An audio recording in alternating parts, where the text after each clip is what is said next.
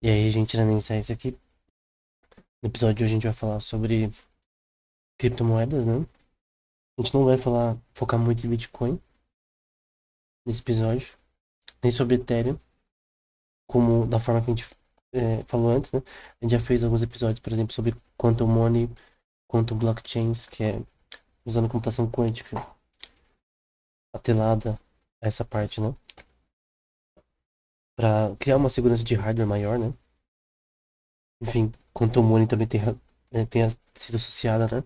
Uma forma mais segura, talvez, de dinheiro não clonável, né? Como NFTs, que eu vou falar também que é. Mas nosso foco hoje é o DeFi. DeFi é Decentralized Finance, ou finanças descentralizadas, né? É diferente de fintech. Uma fintech é uma empresa que busca reduzir o custo relacionado a alguma propriedade do sistema bancário, algum serviço, coisa do tipo. Ela tenta diminuir a burocracia e tenta deixar o leque dela mais amplo, né? E às vezes elas são apenas empresas que geram aplicativos, não é uma fintech. Elas não são mais o banco físico que você tem que ir lá, mais coisa digital, né? Que é muito útil. O Nubank, por exemplo, é um exemplo bem sucedido disso. Porém, a Nubank, por exemplo, é uma empresa centralizada, né? É uma fintech, mas ela não é uma DeFi, né? Então, eu já falei sobre, por exemplo, já fiz vídeo sobre Bitcoins, sobre temas relacionados, regularização do Bitcoin, coisa do tipo, mas nem se comparam ao ecossistema que existe no DeFi. Eu recomendo um curso que está na descrição do Campbell Harvey.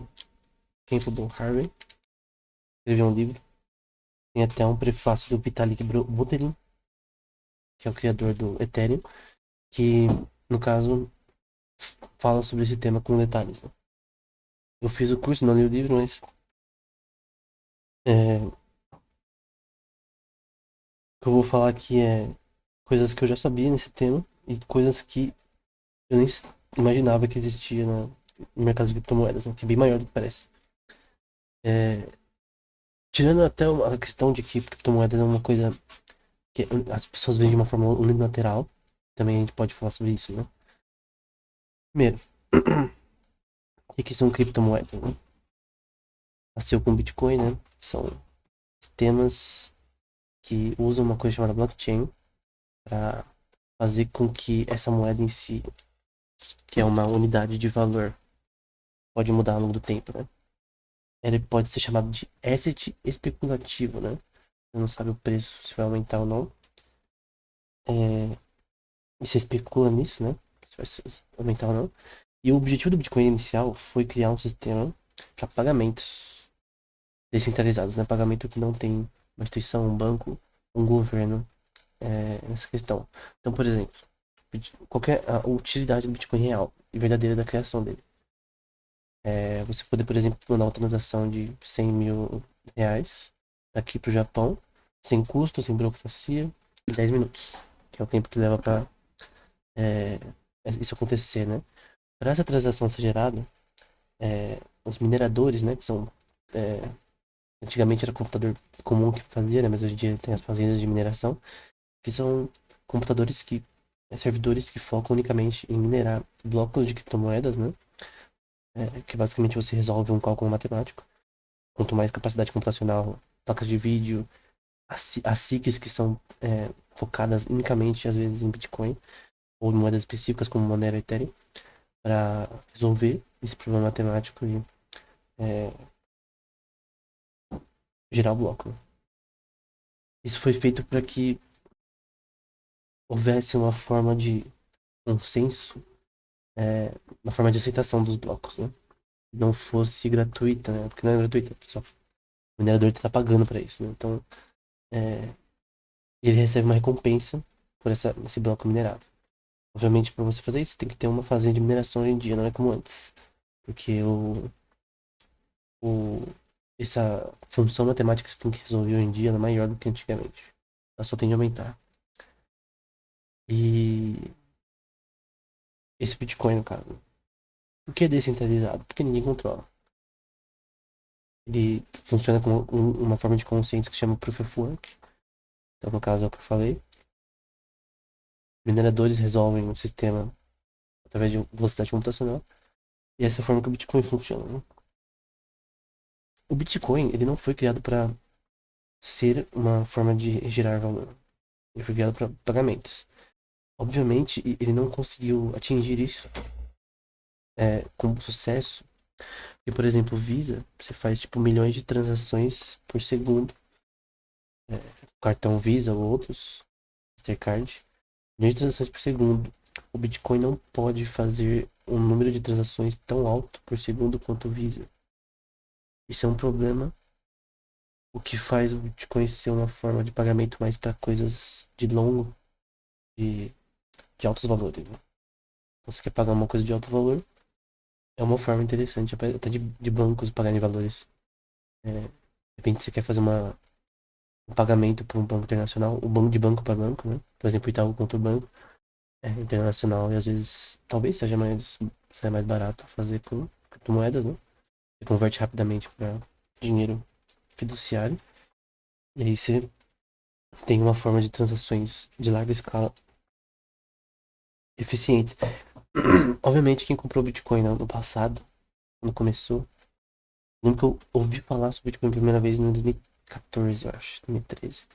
Um documentário que tá passando na Netflix, que tiraram já, mas que fala sobre Mt. Gox e várias empresas aí. Eu não comprei na época, né? Mas na época tava tipo. Eu lembro da Bitcoin tava tipo US$ 100, US$ 300. O pico foi 63 mil, parece. Reais. O mais não lembro, mas a questão é que o Bitcoin não foi feito para ser um sistema de gerar valor.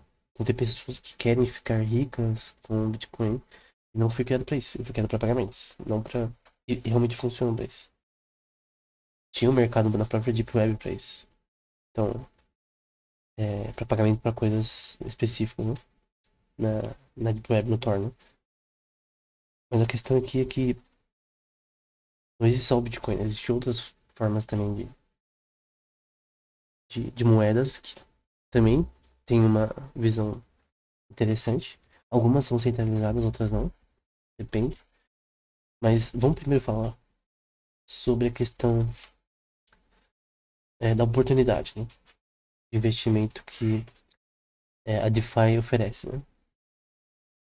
Então, o Bitcoin e outras moedas, Ethereum, DAI, DAI não, é que tem as stablecoins, né? Que são moedas estáveis. Então, moedas que, tipo, o valor não varia muito de $1. Tem muitas moedas assim. A DAI é um exemplo. Ela não é uma stablecoin, tecnicamente, né? Mas ela é estável, de certa forma. Tem a Tether, tem a USD Coin e outras que são moedas estáveis, né? Elas não mudam muito o preço. Mas normalmente as outras moedas elas são instáveis, né? Mudam muito de preço, pode variar para muito para pouco.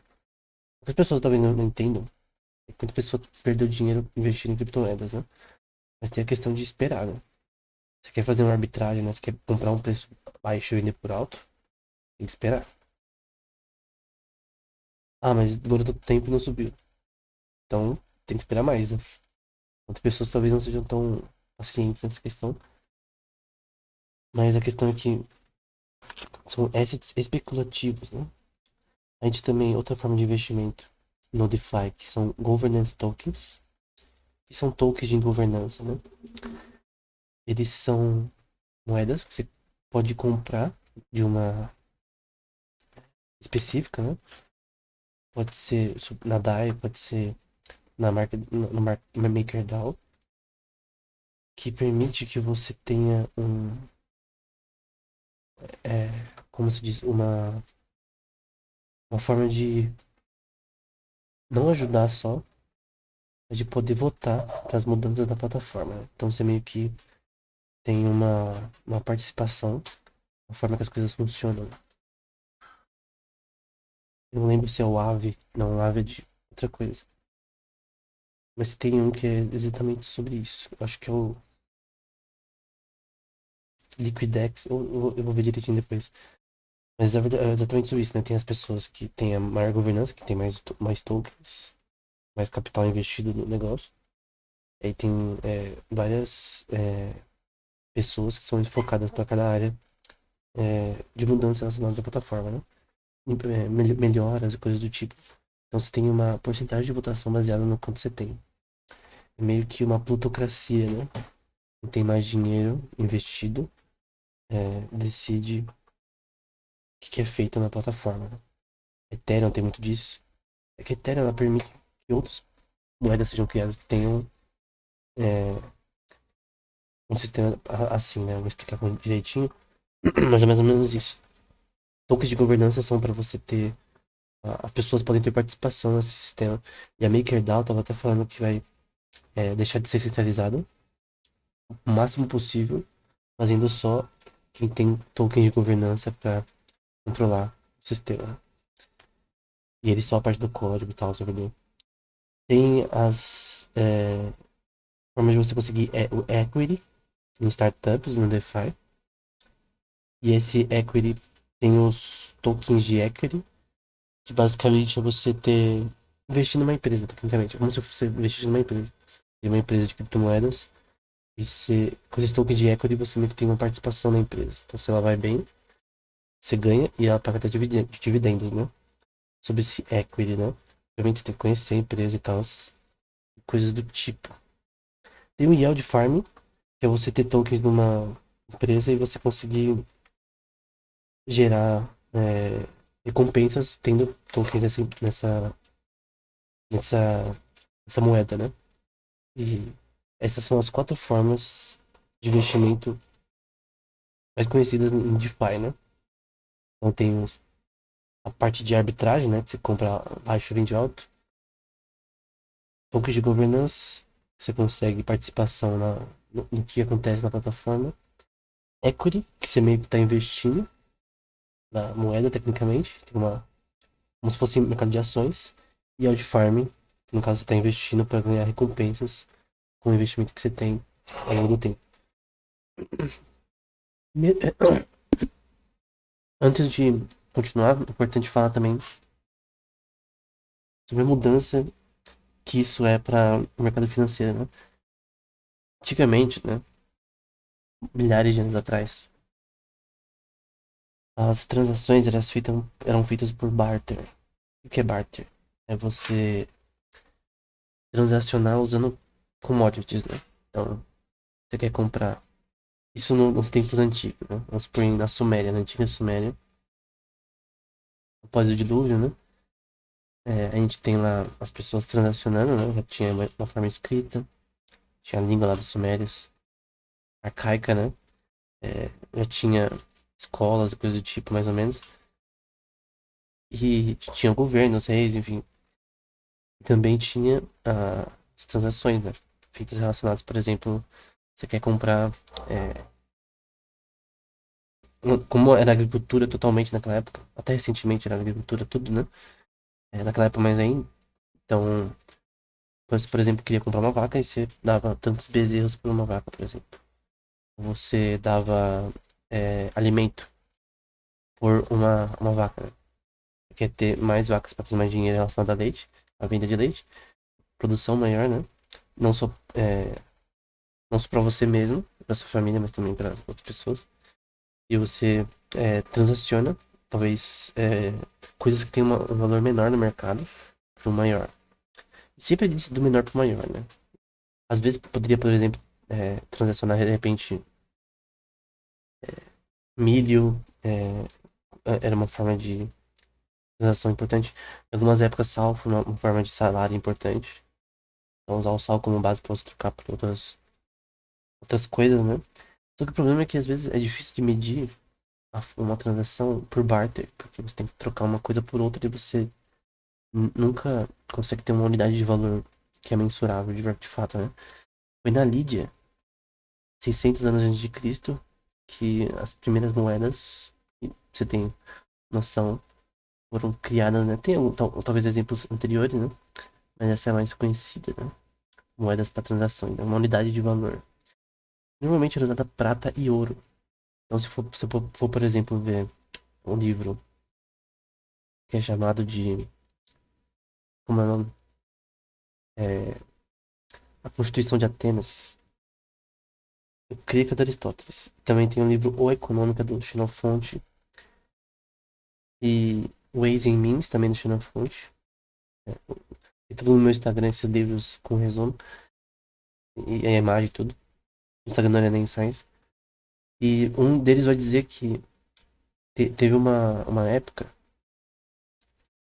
que, por exemplo, acho que é do Constituição de Atenas, Xenofonte.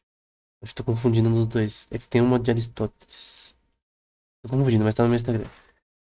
Mas tem uma parte que fala, por exemplo, sobre como moeda de Atenas, na época, tinha a prata mais pura. Então, quanto mais pura a prata, considerada no mercado mais pura, mais assim, afinada, refinada, né? Maior valor. Então, o ouro também era muito usado. É, e também com o tempo, para financiar guerras, algumas nações, como a Grécia e outras, elas faziam uma coisa chamada minting, que também tem nas criptomoedas. O que é minting? Você misturar uma moeda com que é um valor de um mineral raro, né? Relativamente raro, o ouro é relativamente raro, né? Um metal precioso. Por exemplo, você tinha 30 mil moedas de ouro. Aí você junta com prata ou com bronze, sei lá. Você mistura, aí você tem que gastar menos ouro, que tem um valor maior de mercado, óbvio, até hoje, que prata. E aí você consegue imprimir mais moedas. Com mais moedas você consegue investir mais dinheiro em guerras. O problema é que isso gera inflação. Diocleciano, por exemplo, foi um exemplo. Em 300 anos depois de Cristo, ele gerou uma superinflação porque estava misturando com. Só tinha bronze praticamente moeda. Moeda de prata, bronze. E pra gerar mais dinheiro, né? Aí teve uma inflação de sei lá quantos mil por cento. E ferrou todo mundo, né? Diocleciano, né? E um cara que também perseguiu muito a igreja. E um pouquinho antes de Constantino fazer ela ser estatal, né? Então, tem vários exemplos na história, principalmente para financiamento de guerras ou má administração de pessoas praticando minting, né? Que basicamente é aumentar o número de moedas em circulação através de você misturar metais preciosos, né? Então, em vez de usar ouro, prata, você usa zinco, você usa bronze, que são moedas com menos valor. Então, o bronze tem menor valor que o ouro, né? Então, no fim, você diminui o valor da moeda. Tem uma coisa chamada Lady Christian, por exemplo. Lady Christian, se não me engano. Que fala que, por exemplo, se você tem uma moeda como ouro, só que atrelada a ouro, com lastro no ouro, você tem uma nota, por exemplo, que é impressa pelo Estado. Que tende a ser, quando tem essas duas juntas no governo, da, da do ouro diminuir. Porque a moeda ruim, né? Seria a moeda fiduciária, né? Impressa, papel, que não tem valor. Pela lei de Grisham, se não me engano, faz a moeda ruim, né? Tem maior valor, né? Então tem essa questão de que quanto maior o suprimento de moedas, mais você vai ter um, o valor unitário vai ser menor. Tem um exemplo na Alemanha, creio que é depois da Primeira Guerra, da Primeira. E eles estavam com dívida com a França por causa da Primeira Guerra, enfim. No geral, né? Mas principalmente com a França também. Aí pra pagar a dívida, que eles não tinham grana, tinham... Gente, a maior forma de diminuir a grana de país é guerra. Guerra não é mais uma forma de lucro. Nunca foi, na verdade. Pro Estado em si. É uma forma de diminuição de lucro, na verdade. Na maioria das vezes. No caso do, da Alemanha depois da Primeira Guerra, isso é dito num livro que tá no meu Instagram, de um autor que fala sobre o ouro, né? Sobre investimento em ouro e prata. E ele vai falar que como a, em- o governo alemão, né? Que é os marcos lá na Alemanha, que é o dinheiro de lá. E aí eles imprimiram a ponto de ter não sei quantos quintilhões da moeda. Então tinha 2 bilhões de circulação de suprimento da moeda de marcos. Foi para quintilhões. Nem quadrilhões, ainda era quintilhões. Pra pagar as dívidas, né? O que aconteceu? Superinflação, vários problemas antes da Segunda Guerra, né? Então, o papel em si como dinheiro, ele foi inventado na China. O papel foi usado mais pela China inicialmente, né? Ah, foi importado por Marco Polo, por exemplo, nas suas viagens. A moeda fiduciária, né? Eu tava até zerando o, o jogo do Uncharted 2, fala um pouco sobre Marco Polo, né? E as viagens dele, né? Enfim, uma das coisas que ele achou foi essas notas na China, né? É, em 1871, a gente tem uma coisa chamada e-money, poderia chamar de e-money. Foi a primeira transferência bancária na Western Union. No ano 1950, a gente teve os cartões de crédito. Em 1967, a gente teve os ATMs, né? Que é aquelas máquinas que você. Caixa eletrônico, né? Em 1983, a gente teve o telefone banking, né? Que você fazia transferência pelo telefone, né? Dando seus dados, ainda existe hoje. Em 94, a gente teve já internet banking, né? Você pode fazer pagamentos pela internet, a gente também conhece muito hoje. Em 1997, com RFID, teve o pagamento por só aproximação, né? A gente tem hoje, por exemplo, um celular. Eu esqueci o nome, mas tem aquele, tipo um RFID da vida no celular. Em 2005 teve o uso de chips e pins relacionados ao cartão. Em 2008, a gente teve a vinda do Bitcoin, né? Que mudou aí as questões aí. Como será feito. Em 2014, a gente teve o Apple Pay pela primeira vez. É 2014 ou 2019? Eu acho que eu notei errado aqui. E Apple Pay, Google Pay. Eu já usei o Google Pay, por exemplo. Bem útil.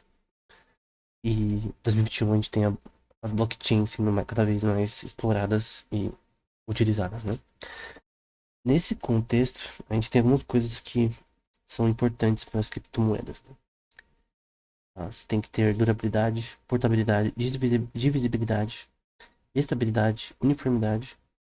Tem que ter um suplemento direto que exista e aceitação social também.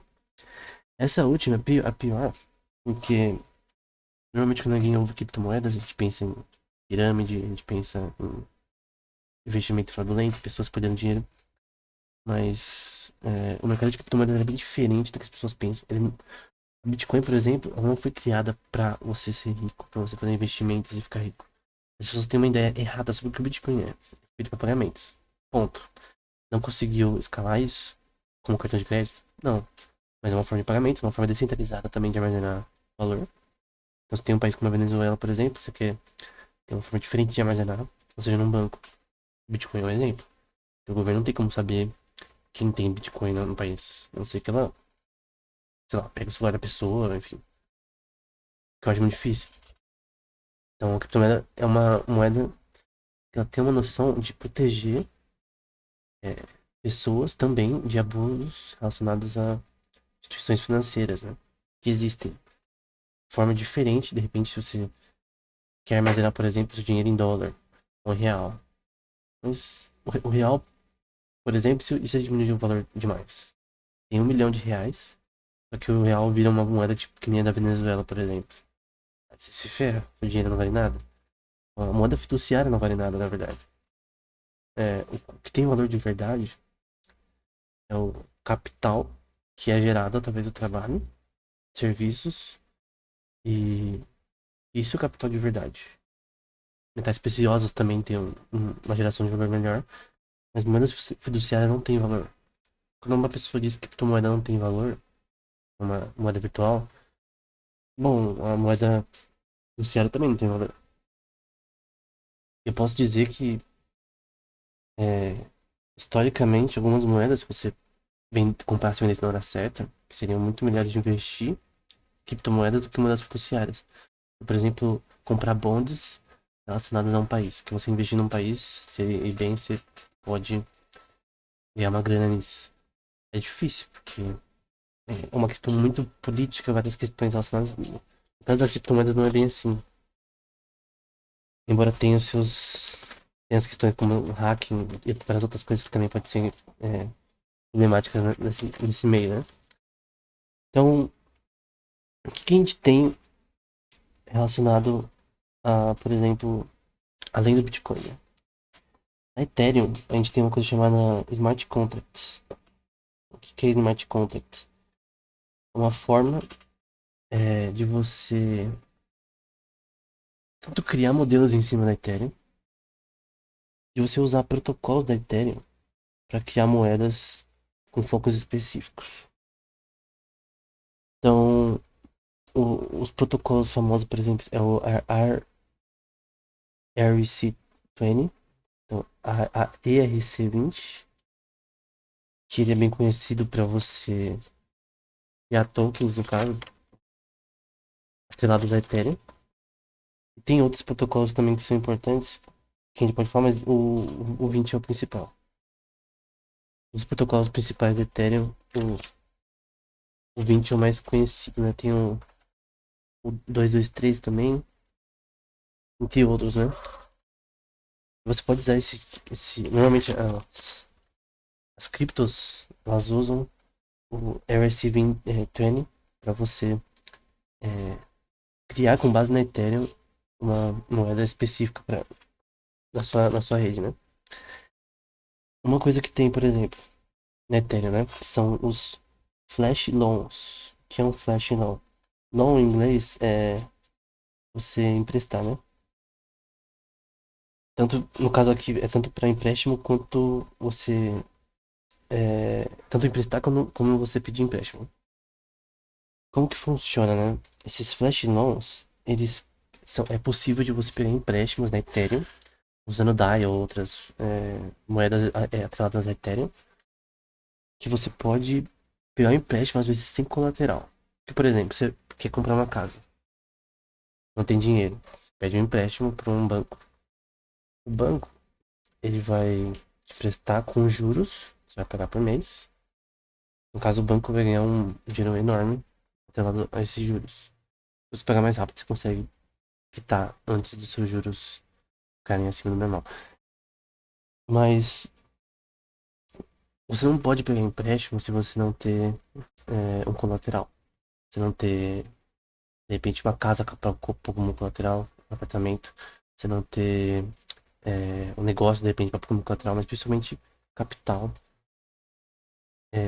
guardado, né? Mesmo se você não ter essas coisas, de repente, só com o seu trabalho, com quanto você ganha por mês, você já consegue provar que você consegue pagar as parcelas. E é o suficiente para você ter, além de coisas sociais, programas sociais do governo que podem ajudar também. Mas a questão aqui é que com o Flash Loan você pode pegar empréstimo sem ter colateral. E, de novo, sem nenhuma informação pessoal. Então qualquer pessoa, a empresa não, a criptomoeda não consegue saber quem você é. Por exemplo, você vai pegar empréstimo de DAI. A porcentagem de DAI, que tem o valor de $1, para Ethereum. Então você compra tantos Ethereums, pega um empréstimo em DAI. E aí, vamos supor que essa moeda ela aprecia, né? O preço aumenta. Aí você vende pelo preço e você ganha o você ganha um dinheiro em cima disso, né? Uma recompensa, que no caso é o tanto que apreciou. Vamos supor que apreciou 100%, então você ganha o dobro do que você pegou o empréstimo especificamente, né? Então você pode pegar empréstimo ter, sem provar que você tem capital, né? Isso é estranho, porque poderia criticar isso como uma forma de expansão de crédito, né? Por exemplo, Frederic Bastiat, o economista que eu mais gosto, ele falava muito sobre expansão de crédito, né? Expansão de crédito é você criar formas de fazer que você tenha mais dinheiro, né? Essa forma de expandir o dinheiro, na verdade, você está criando inflação, você está diminuindo o valor do dinheiro, na verdade. Por exemplo, abaixar a taxa de juros do valor normal, fazendo as pessoas pegarem mais empréstimos do Banco Central e fazendo ter mais negócios, mas no fim, fazer isso abaixo do normal vai gerar pessoas que não vão conseguir pagar.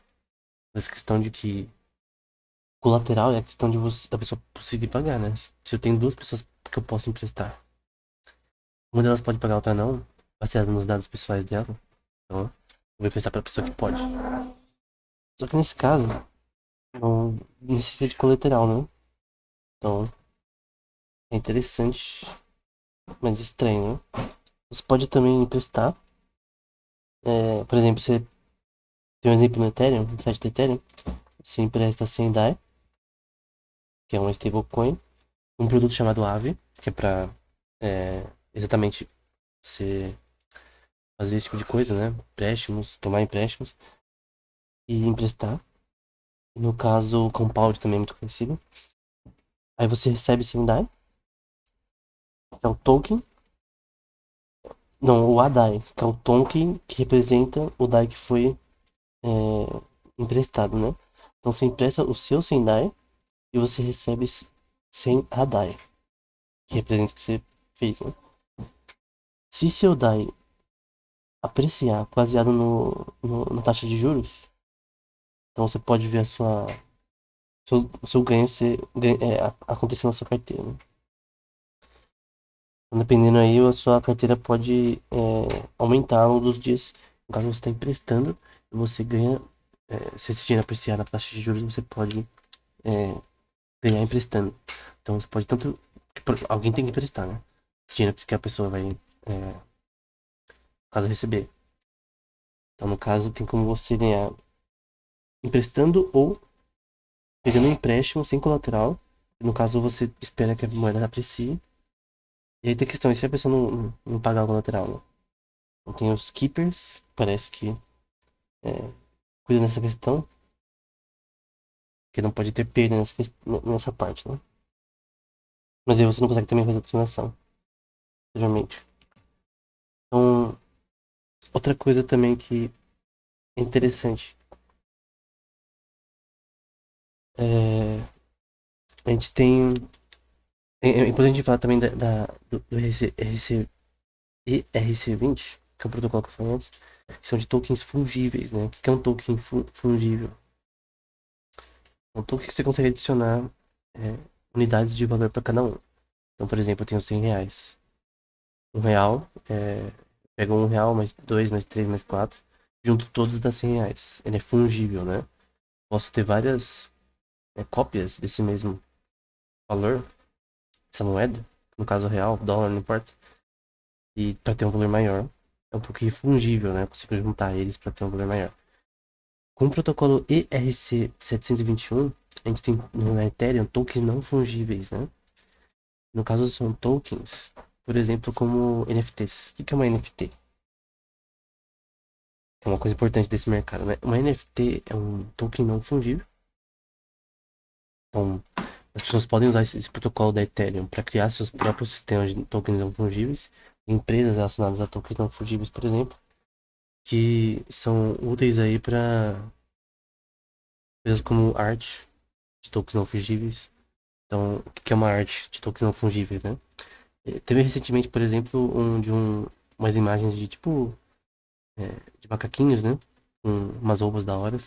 Era tipo um cartoon. E, tipo, tinha Neymar comprando coisa assim, NFT desse tipo. Várias NFTs sendo transacionadas por dinheiros, tipo, enormes. E aí, e daí poderia ser usado para itens físicos, é, investimentos, conteúdo digital, itens de jogos. Então, no site da Ethereum vai falar que o NFT tem vários interesses de desenvolvedores de jogos, né? Então, vamos supor que, eu vou falar na minha opinião, né? Vamos supor que você tem um item, como o Brasret no Tibia, você quer tokenizar ele, né? Quer fazer que ele seja transacionado como uma forma de NFT. Caso você poderia. Tem um jogo também chamado Decentraland, é um jogo de realidade virtual, que permite que você compre NFTs que estão no jogo, né? Então NFT é uma coisa que é única, né? Tipo uma commodity. Tem, por exemplo, um sofá. E vamos supor que aquele sofá é único, vamos supor. Então, não tem outra cópia daquele sofá. Não existe uma cópia igual daquele sofá. Tem um hash, tem uma coisa específica atrelada a esse sofá que faz ele não fungível, né? Não pode juntar vários desses sofás pra ter um valor maior é, dele, né? Então são pra coisas físicas, né? Então são aplicadas a coisas físicas, itens em jogos, é, várias coisas, mas normalmente relacionadas a, a arte, normalmente. O que mais foi popularizado foi arte. Também pode ser usado NFT pra você pegar dinheiro emprestado usando como colateral. Então, por exemplo, você tem 10 de Ethereum, você toma um empréstimo de 500 DAI, ou 5.000 DAI. Isso garante que a pessoa que tá fazendo empréstimo, você já paga, né? Então, você usa NFT como colateral. Caso você não pagar, a pessoa pega a NFT que tem o mesmo valor, ela não perde dinheiro. Então, é basicamente isso. Tem a questão de é, propriedade fracionária. Então, quem cria NFTs também pode criar frações desse NFT, shares. Isso dá aos investidores, vai dizer aqui no site, e fãs a oportunidade de ter a sua parte do NFT sem ter que comprar a parte toda, né? Enfim. Qual a minha opinião sobre NFTs? Somente de arte. A NFT, ela é semelhante ao que aconteceu na Mania das Tulipas. Um caso que aconteceu em mil... eu vou pegar aqui no meu Instagram, que fica mais fácil. Mas foi um caso que, literalmente, é muito parecido com NFTs no mercado de arte, né? Tem muita pessoa perdeu dinheiro com NFT. Foi em 1674. Foi nesse ano. O que aconteceu? Eu quero explicar a, a maluquice de comprar NFTs de forma exacerbada, né? Com a Mania das Tulipas, né? O que foi a Mania das Tulipas? Foi um evento que ocorreu entre meados do século XVII, principalmente quando ficou na Holanda, né? E que é descrito no livro Extraordinary Popular Delusions and Madness of Crowds, do Charles Mackay. Ilu- é, ilu- é, Acho que não sei como traduzir delusões populares extraordinárias e a loucura das massas de pessoas. O que foi? Essas tulipas elas foram catalogadas inicialmente por um botânico e zoologista chamado Conrad Gessner. Então, um cara que foi tipo pai da zoologia, da botânica. E ele encontrou uma das tulipas em 1559 num jardim em Augsburg, na Baviera, Alemanha. Aí foram enviadas para um cara na Constantinopla e ficaram famosas na nobreza alemã e holandesa, né? Então tem tulipas, elas têm propriedades parecidas com NFTs, porque elas são raras. Eu não sou. é, eu não entendo de biologia molecular de tulipas, mas parece que elas. Pô, tem tulipas que são raras. Tem tulipas que elas têm uma forma de que elas nascem, né? Que é única. E são bonitas pra caramba. E aí começou a ser vendida, normal, pô. Vender planta, normal vender flor e tal. Foi crescendo em popularidade. Isso aconteceu em 1559, né? Porém, com o tempo foi criando essa noção de que tulipas era realmente uma coisa da nobreza, e as pessoas começaram a gostar disso aí, né? E a demanda cresceu na Holanda por compra de tulipas. Só que em meados de 1964, 1964, esse foi o ano da merda. Escalou de uma forma tão grande que um exemplo chamado Admiral Lifkin, no caso uma tulipa, custava 4.400 florins. Outra chamada Admiral van der Eyck custava 1.260 florins e assim por diante. A mais bela, que é a Semper Augustus, né? Por uma foto no Google você vai ver que é bonita mesmo.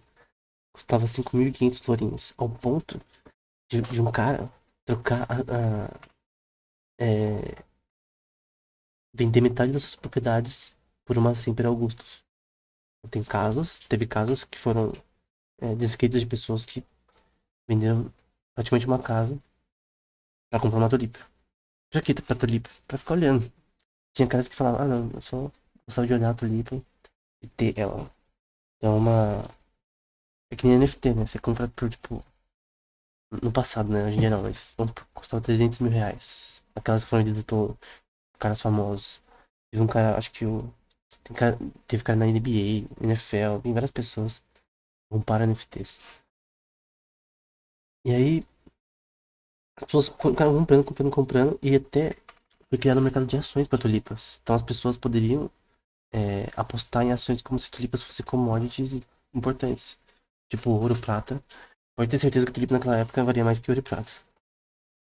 Valia muito dinheiro. Ao ponto de que o Malone vai dizer que tinha tulipa, custava, com o valor de hoje, né? 1,8 milhões de dólares. Isso é razoável, porque se uma pessoa tava vendendo metade da casa por uma tulipa, então. Agora a questão é, a tulipa tinha valor? As pessoas na época tinha, porque todo mundo tava doido com esse negócio. Tinha até mercado de ações pra isso. Só que teve um dia que chegou no fim, né? Teve um dia fatídico, o preço delas caiu pra nunca subir novamente.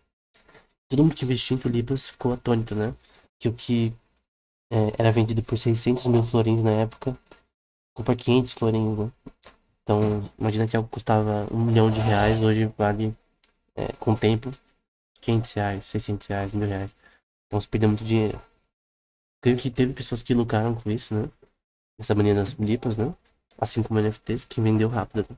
Quem vendeu no hype. Mas a tulipa não tinha valor tão grande como as pessoas estão falando. É porque se criou uma admiração tão grande, social, e uma loucura, né? Tanto o título do livro tem a ver. Então a questão aqui é que a mania das tulipas é relacionada à mania das NFTs. De pessoas dando valor alto demais para coisas que não têm valor tão grande. Foi interessante pro começo das NFTs, mas criou um problema das pessoas não confiarem mais nisso, nas NFTs em geral. Pensar que não é uma forma de investimento interessante.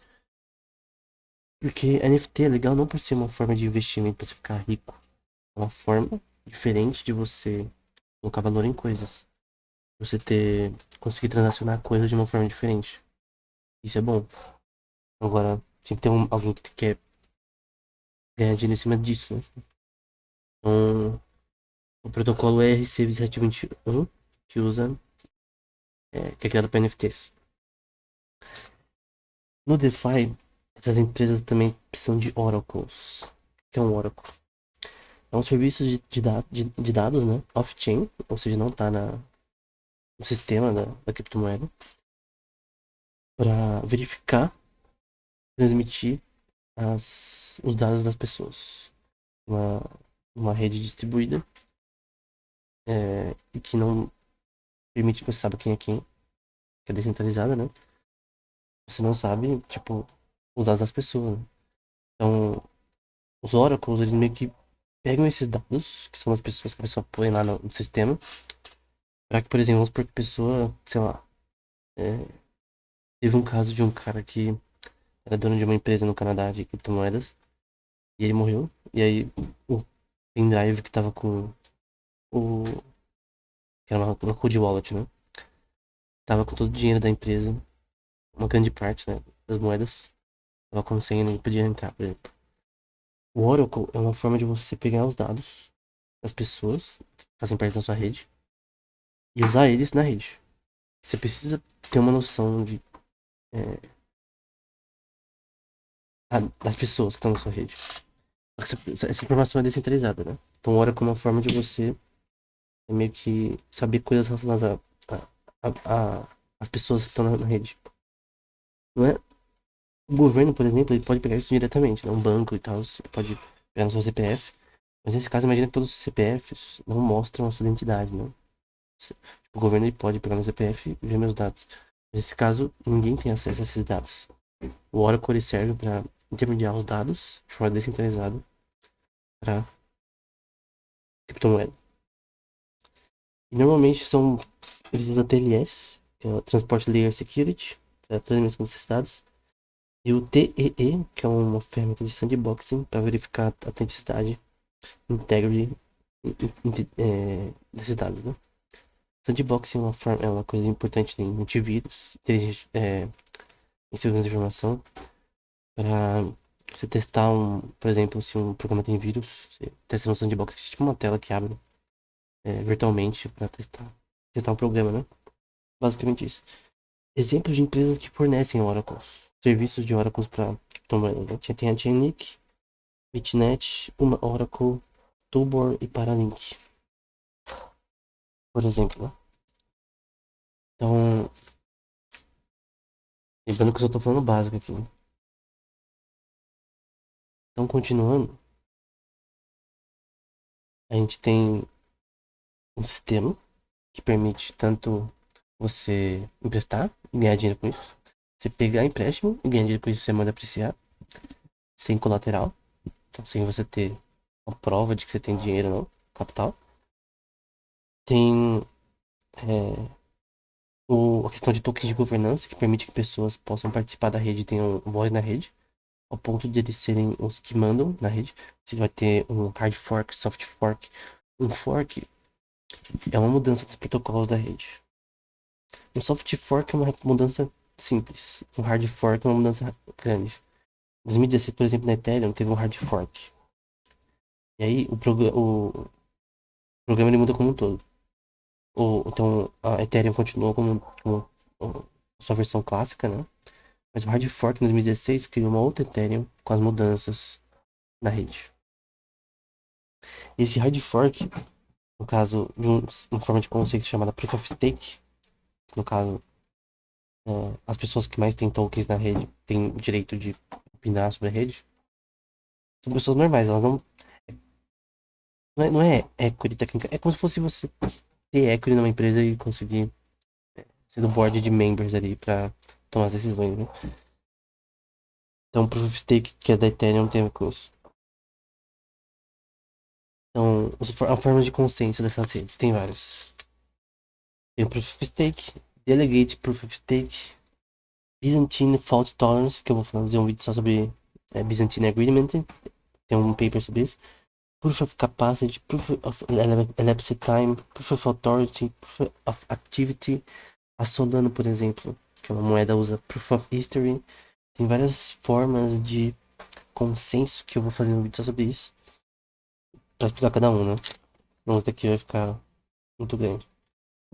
Então, no geral, essas formas de consenso, elas podem ser mudadas da rede. Então vamos supor que a Ethereum quer mudar de Proof of Stake, que as pessoas que têm dinheiro na rede, têm capital investido na rede, mandam no que acontece. Vamos supor que a maioria das pessoas querem fazer um hard fork. Aí no caso, esse hard fork é feito, né? Com as mudanças. Essas pessoas com os tokens de governança, né? Com participação, elas literalmente postam na rede suas ideias, né? Ah, então eu quero que a Solana mude pra tal coisa.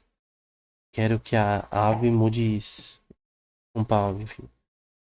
Meio que esses tokens de governança permitem, de uma forma descentralizada, as pessoas que participam da plataforma e terem voz em como ela mude, né?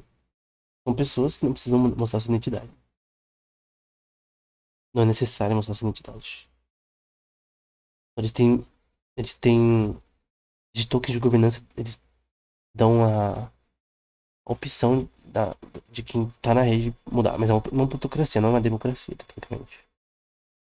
Ou só se você ter grana, você vai ter participação. Mas eu entendo que é o normal, né? Então, é isso aí. Então, eu falei que nos tokens de equity, né?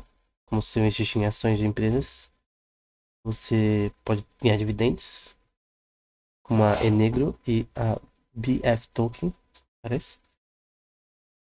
Enfim, tem os keepers. No caso da DAI, os keepers, o que eles são? Isso tá no white paper da DAI. Eles são atores independentes que vendem o DAI quando ele tá alto e compram quando ele tá baixo para que o DAI fique sempre com $1. E eles ganham uma recompensa por isso. Então, um keeper é alguém que ganha uma recompensa por deixar o dinheiro estável. Tem a questão de minting coins, que você tem como fazer as moedas aumentarem. E o suprimento de moedas de uma criptomoeda. E burning, é você literalmente tirar a moeda da circulação para valorizar o seu dinheiro. E você pode executar esse minting aí de várias formas. Então, tem a questão de arbitragem, que é você comprar moedas baixo e vender alta. E às vezes o mercado perde liquidez, o ganho em relação a esses investimentos, por causa de arbitragem, né? Pessoas que só fazem arbitragem, mas não têm participação na rede e tal. E as pessoas que têm participação não ganham o que deveriam, né? Porque na verdade, o arbitragem, essa ação de você, que é comum no mercado de ações, né? Você compra uma ação baixa e vende por alto. É exatamente o que deixa a moeda no, na forma que ela tem que estar, né? Que deixa o preço no valor de mercado. Não é uma coisa tão ruim. O Synthetix é um exemplo de um sistema que permite você investir em commodities, né? Então, você quer usar criptomoedas, e o meu interesse mais é isso, né? Vou investir mais em questões que têm valor de verdade. Então, de repente, você usar criptomoedas para investir em commodities, por exemplo, é uma coisa interessante que a Synthetix parece permitir, né? Você quer investir em ouro, prata e coisas do tipo. Tem a DYDX, que é uma exchange, é uma empresa que permite você fazer, no caso, investimentos. Então tem várias dessas coisas que permitem que você, várias dessas empresas, né, que permitem que você tenha uma, uma forma diferente de investimento, uma forma mais recente, né?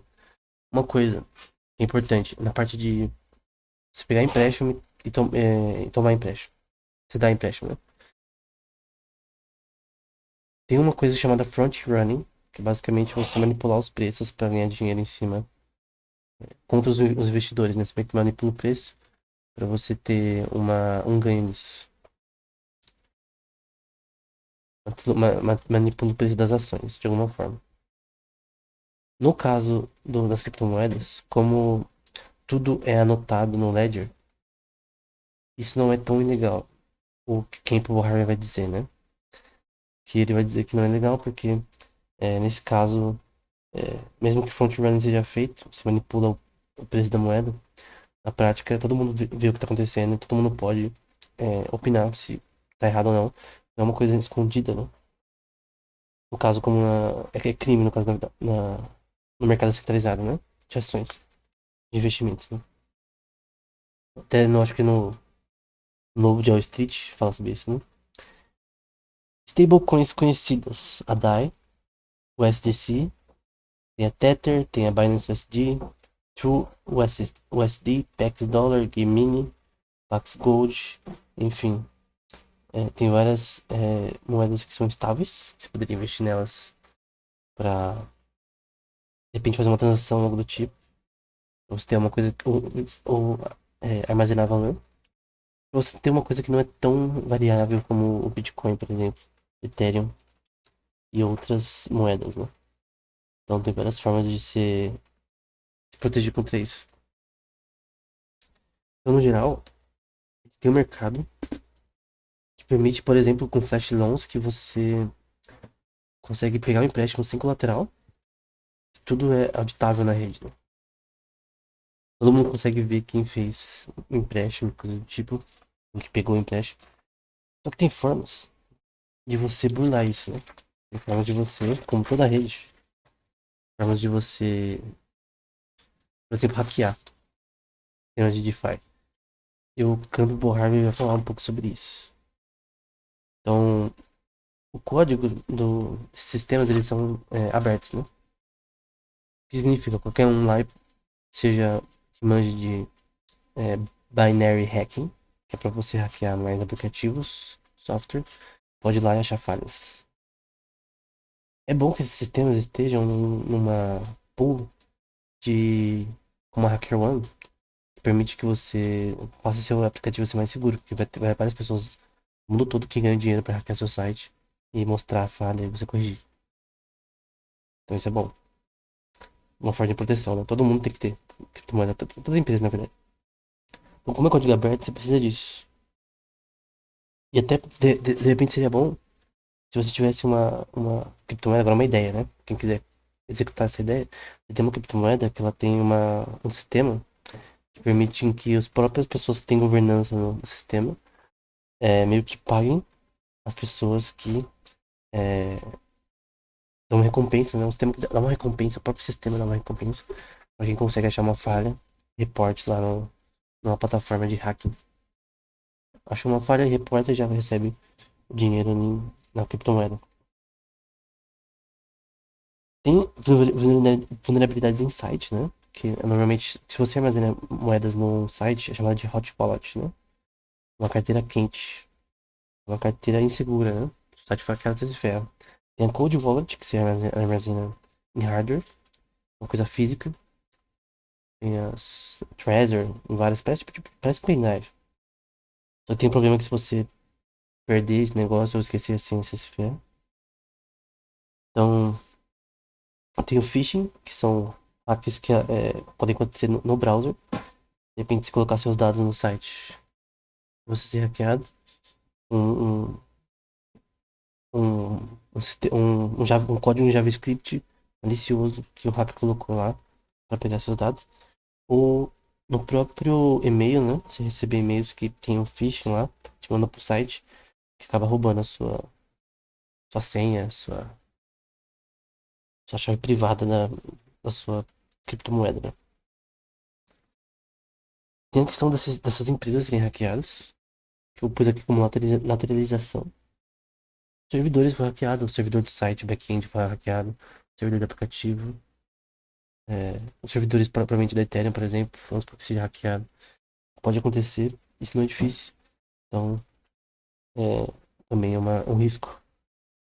Tem também erros, bugs no site, pessoas manipulando o mercado para conseguir ganhar dinheiro, de repente extrair US$ 300.000 usando uma técnica que é tecnicamente legal, mas meio que como se fosse legal, de fazer dinheiro fazendo uns paranauê. De empréstimo, enfim, no Aave, no Compound, tem pessoas que conseguem burlar o sistema para conseguir dinheiro fácil. Então, para terminar, né? A gente vai falar sobre o sistema, realmente também. Tem também o CDBC, que são Central Bank Digital Currencies, que são moedas digitais, né? De repente até uma criptomoeda, que foi criada por um governo. Isso acontece, mas no caso ela é centralizada. Tem a questão também do risco ao ambiente, que eu não me importo tanto. A questão que as pessoas falam que o Bitcoin gasta muita energia, e outros, Ethereum, enfim. Mas outras coisas também gastam energia. Mais que o Bitcoin e Ethereum, então eu não entendo muito qual que é o problema disso. A não ser que realmente o que eu posso acreditar é que de repente para um ambiente específico, uma mineradora, por exemplo, de criptomoedas pode ser é, ruim para o ambiente. Alterar uma região específica, um país específico, numa região específica, pode ser um problema para aquela região, de repente, ter quedas de energia, coisa do tipo. Mas se não ter esse problema, eu não creio que seja um problema essa parte, né? Tem várias outras formas de energia limpa que pode ser usada, então também tô nem aí. Então, é uma forma de finanças diferente, não é como o fintech. E o Campbell vai falar que as fintechs elas vão morrer no futuro. E o futuro só pode ser o DeFi, né? Eu creio que a parte da centralização também não vai parar de existir. Sempre vai ter um governo que vai ter um sistema centralizado. Mas é importante naquele país. Mas eu creio que o DeFi, né? As finanças descentralizadas seja uma forma interessante de investimentos, de armazenamento de capital. Uma forma alternativa, né?